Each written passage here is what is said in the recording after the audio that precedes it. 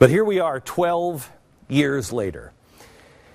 12 years later, and the world is upside down. And I don't even know if anybody I don't even think we know what is right and wrong anymore. The pain is still the same. But oh, how we have changed, America. 12 years ago, most members of Congress stood on the steps just outside the Capitol, and they prayed together. You remember that? They prayed. You wouldn't do that now. God forbid we pray. They stood arm in arm, Democrats and Republicans. And after the prayer, they spontaneously burst into a singing, "God Bless America."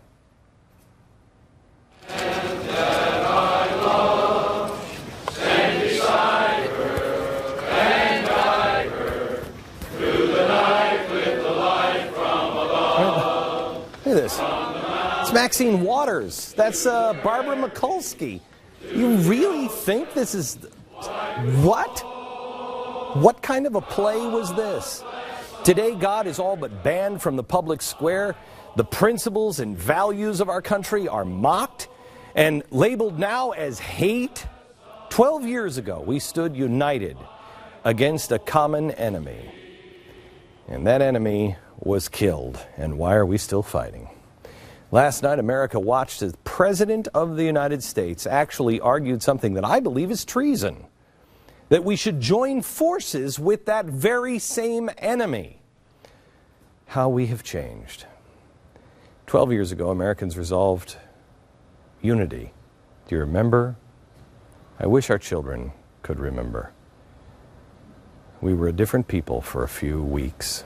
And today the world is upside down. 12 years ago, it would have been laughable to say that Russia would be the world's superpower. But Vladimir Putin, they're back. America's leaders are floundering and failing and flailing around. While this guy looks like the Nobel Peace Prize winner, and our president looks like the mad killer. 12 years ago, America preached the gospel of freedom around the world.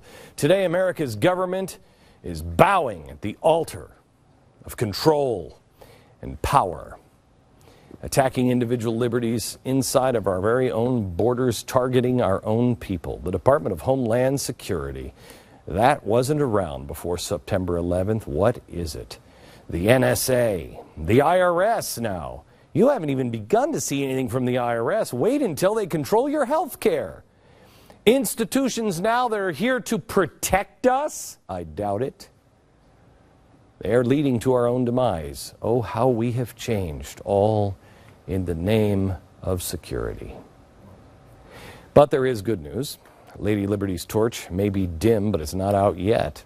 God may be ignored, but He's still there, and things still can be good.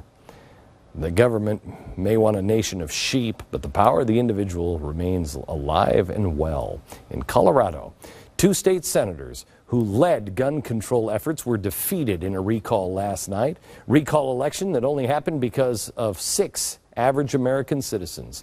People no different than you or me. They decided to get involved. They had had enough. 12 years ago, we were united. Since then, we've been used by the Republicans and the Democrats. These two, this woman said 2 days ago, oh, well, let me tell you, the Bloombergs of the world, if one of these elections is lost, that whole mayoral campaign against guns is over. Well, both of them lost. Now what happened? And the reason why both of them lost is because today, Americans strangely are uniting again. You don't know it yet. I don't think people really get it. But both sides are sick and tired of it. The days of the GOP and the Democratic Party as we know it are over. It is. Because the people in the Democratic Party are just as sick of it, I believe, not just as, but they're getting there, as the Republicans are. There's a new poll out by FreedomWorks that shows that most Republicans, 70%, are interested only in individual freedom.